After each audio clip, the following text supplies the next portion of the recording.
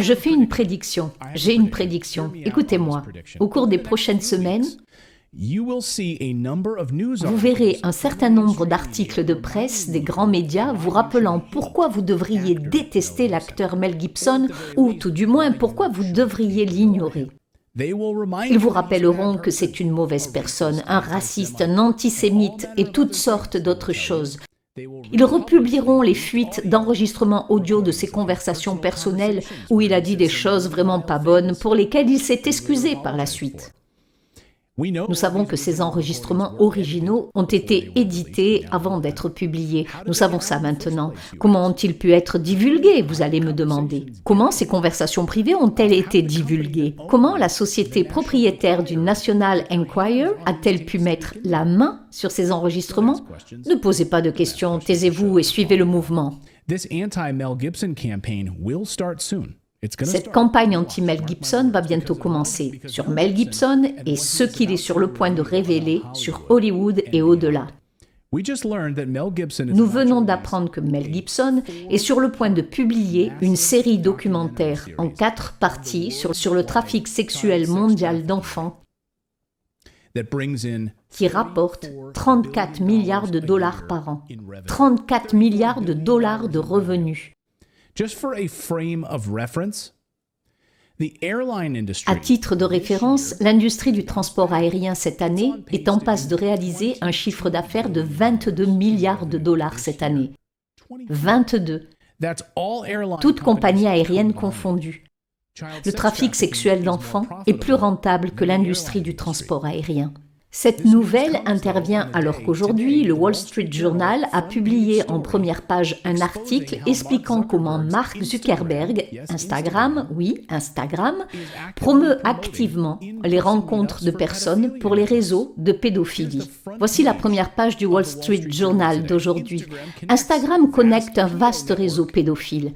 Les métasystèmes des recommandations des communautés ont guidé les utilisateurs vers toutes sortes de contenus pédophiles. L'entreprise affirme qu'elle améliore ses contrôles internes. Mais il s'avère que toutes ces théories du complot sur l'utilisation d'un emoji pizza, connu comme du langage pédo, bien sûr, c'était une théorie du complot. Il s'avère qu'il suffit de lire l'article du Wall Street Journal. C'est exactement comme ça qu'il communique. Si vous êtes vendeur, utilisez l'emoji pizza. Utilisez ces différents emojis pour faire savoir aux gens ce que vous voulez. Tout est là sur Instagram. Eh bien, c'est ce qui se passe selon l'article du Wall Street Journal à la frontière américaine. Des dizaines de milliers d'enfants sont amenés aux États-Unis à des fins de trafic sexuel. Notre ami Michael Lyon, ancien correspondant de guerre des Bérets Verts, a couvert cette affaire pour nous en faisant un travail remarquable à la frontière et au Panama, à Darien Gap. Il nous a envoyé cette vidéo qu'il a filmée depuis la frontière avec un autre journaliste, car il y a beaucoup d'argent, 34 milliards de dollars d'argent essentiellement pour le trafic de bébés intraçables qui n'ont pas de certificat de naissance, pas d'acte de naissance, pas de dossier. Ils sont parfaits pour le trafic sexuel. Regardez. Obviously, we've shown you guys multiple camp areas in which it was not as obvious as what we're seeing here. Take a look what we're seeing here. You start seeing nothing but children's clothes, blankets, little girls' articles of clothing, little boy or girls, little boy shoes, more little girl undergarments, little girl shoes, more little girl shoes.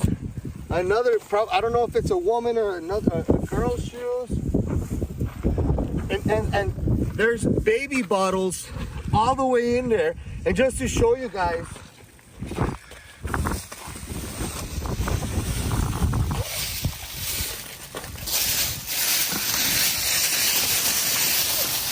there's multiple baby bottles in here. Baby formulas, little girl jackets. What's that medicine to the left? Gloves? Pacifiers. That's not a pacifier, that's a Diva cup. Latex gloves. Like they had tons of kids in here, guys. Tons of babies in here, wrapped in blankets. Their evidence is here. The government is complicit in all this. They have children out here like dogs. This is incredible. This is a child camp, guys. You can't tell me that what we're seeing here and showing you guys, this is a child camp. This is a child in camp. Look, Enfamil. Somebody's bringing them Enfamil all the way out here to maintain these children before they get trafficked into the thirsty United States of America. Une seconde, s'il vous plaît. Ça me donne envie de pleurer.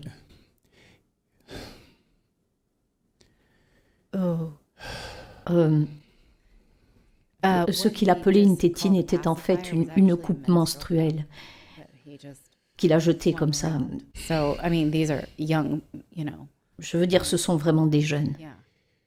C'est donc aux États-Unis que cela se passe. Les États-Unis étant le plus grand pourvoyeur de ce genre de choses, l'un des plus grands pourvoyeurs de ce genre de choses. Voici un ancien agent de la CIA qui explique exactement comment tout cela fonctionne et pourquoi c'est si rentable et pratiquement intraçable. Ces enfants ne sont pas seulement kidnappés et, dans certains cas, élevés par des familles pour être vendus. Aux États-Unis d'Amérique, des gens élèvent des enfants pour les vendre. Et lorsqu'ils sont vendus, ils arrivent sans certificat de naissance, ce qui signifie qu'il est plus facile de les tuer et que personne ne demande où ils se trouvent. Nous importons également des enfants par avion. Là encore, il s'agit d'enfants sans papier. Il ne s'agit pas seulement d'esclavage d'enfants ou d'abus sexuels sur des enfants. Il s'agit aussi de torture d'enfants. Parce que vous avez du sang avec de l'adrénaline à l'intérieur, vous avez toute la cérémonie de consommation de sang du monde satanique. Puis il y a les cérémonies rituelles et les meurtres rituels, ainsi que les meurtres accidentels. L'autre hypothèse est la suivante.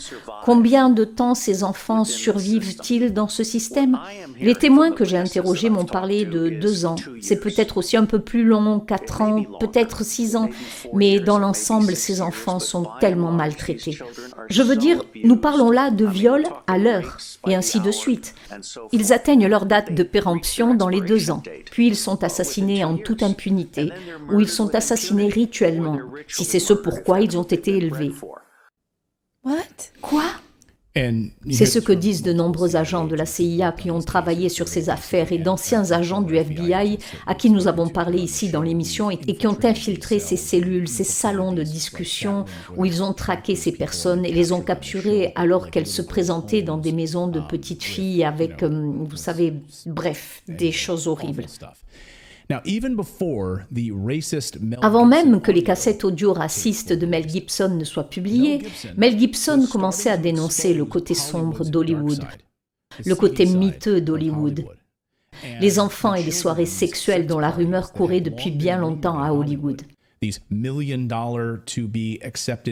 Ces millions de dollars acceptés dans certains clubs de Beverly Hills. Oh oui, ils sont là. Ils sont bien réels. Les sacrifices, oui, les sacrifices sont réels. Gibson a commencé à exposer cela, lentement, dans certaines interviews. En voici un exemple. Celui-ci est assez discret pour la télévision.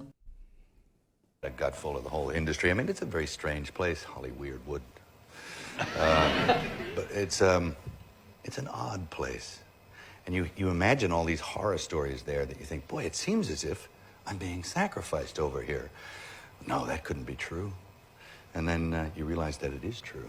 And you have to, I just left for a while and took a couple of years off, bought a place down in Australia and started digging holes and putting up fences and birthing cattle and all this kind of stuff. And it was fun, you know, it was fun. It was great and it was a good breather, you know. Yeah. And then, of course, the comeback, what a comeback, Lethal Weapon. Yeah. It wasn't bad, was it? Yeah, it was all right. So he comes back, yeah, and Donc en effet, oui, il revient. Mais il change de sujet par la suite et parle à nouveau de films. C'est pour ça qu'il était là. Mais vous étiez sur le point de révéler des choses sombres sur Hollywood et sur la raison pour laquelle vous avez quitté le pays pour aller en Australie. Vous ne pouvez pas dire ce genre de choses, vous serez poussé vers la sortie, n'est-ce pas? Vous serez poussé vers la sortie et vous serez diffamé. Et Gibson a bien sûr été détruit. Et maintenant que ces propos racistes ont été révélés, qui pourrait le prendre au sérieux après cela, n'est-ce pas? Après la fuite de ces enregistrements, Hollywood a continué à survivre bien des jours de plus. Mais nous savons à présent qu'une grande partie de ce nouveau documentaire de Mel Gibson, ce documentaire en 4 parties, sera centré sur l'Ukraine. Il ne s'agit pas seulement de 10 ou 100 enfants, mais de plus de 10 000 enfants, du moins en Ukraine, vendus pour être récoltés. Oui, récoltés, ce sont les mots qu'ils utilisent, pas les miens, ce sont les mots qu'ils utilisent. Et ils profitent de ces situations, les zones de guerre, les ouragans, les tremblements de terre, etc. La guerre par procuration de l'OTAN en Ukraine a révélé beaucoup de choses sur les éléments criminels présents dans ce pays. Nous en avons assurément parlé ici dans l'émission. Et ils ont été démasqués dans de nombreux milieux à la suite de cette guerre par procuration. De même, le prélèvement d'organes, un nouveau documentaire de RT sur le prélèvement d'organes qui a eu lieu, sera l'objet d'une autre émission. Nous savons maintenant que Mel Gibson est sur le point de sortir ce documentaire parce que l'homme qui dirige l'effort mondial pour arrêter le trafic d'enfants, l'un des hommes qui dirige cet effort est Tim Ballard.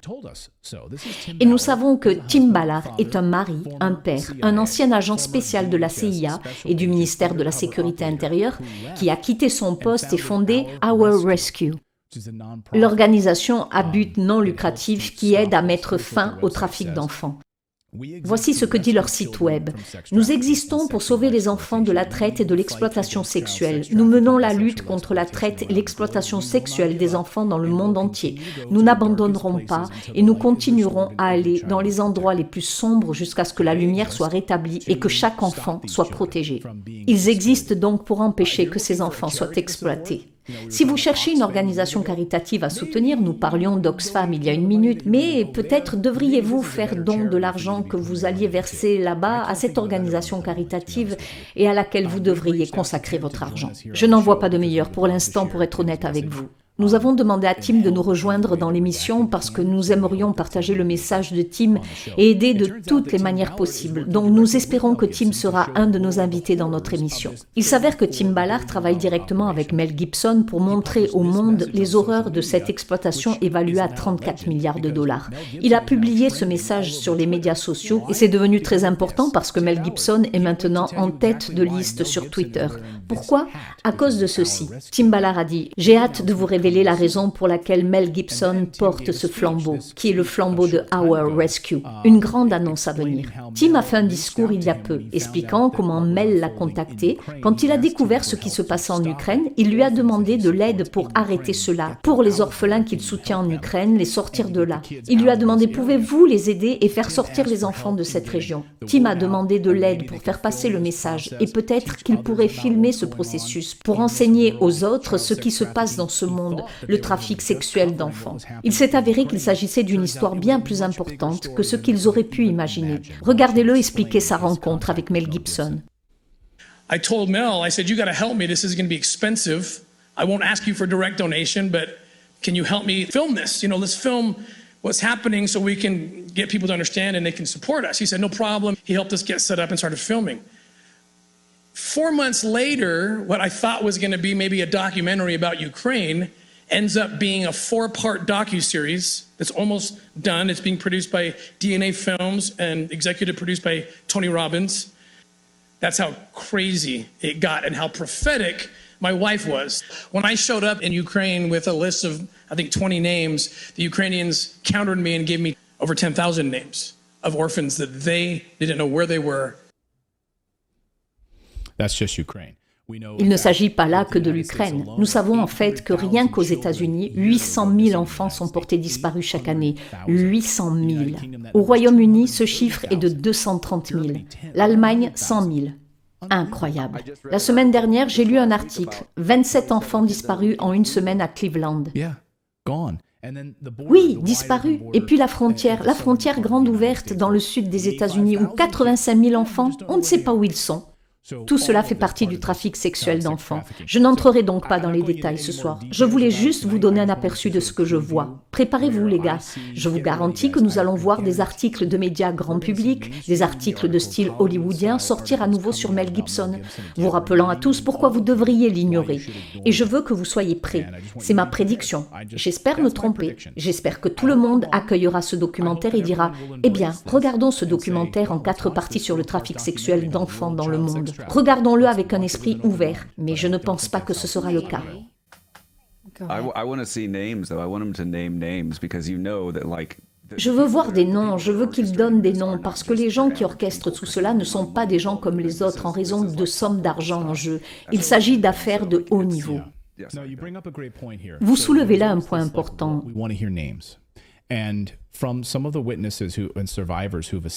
Nous voulons entendre des noms, et parmi les témoins qui ont survécu, certains sont des cadres de haut niveau dans le monde bancaire.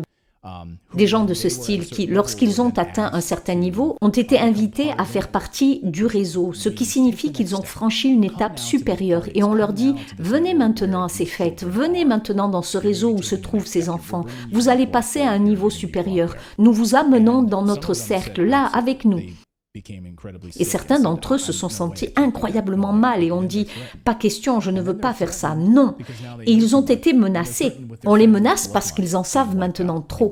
Et on les menace d'anéantir et de tuer la lignée de leur famille, au point qu'ils doivent se cacher. C'est pareil pour les victimes. Elles supplient en disant « S'il vous plaît, je ne citerai pas de nom, ne tuez pas ma famille ». En fait, c'est ce dont ils sont menacés. C'est ce que m'ont dit plusieurs survivantes qui ont vécu cette situation, aussi bien des femmes victimes de la traite sexuelle, des enfants, que des personnes de haut niveau qui devaient participer à la traite et qui ont tous déclaré la même chose. Je pense donc que l'une des raisons pour lesquelles nous n'entendons pas certains de ces noms et qu'ils réussissent à s'en sortir, c'est que sous la menace, leurs noms sont tus.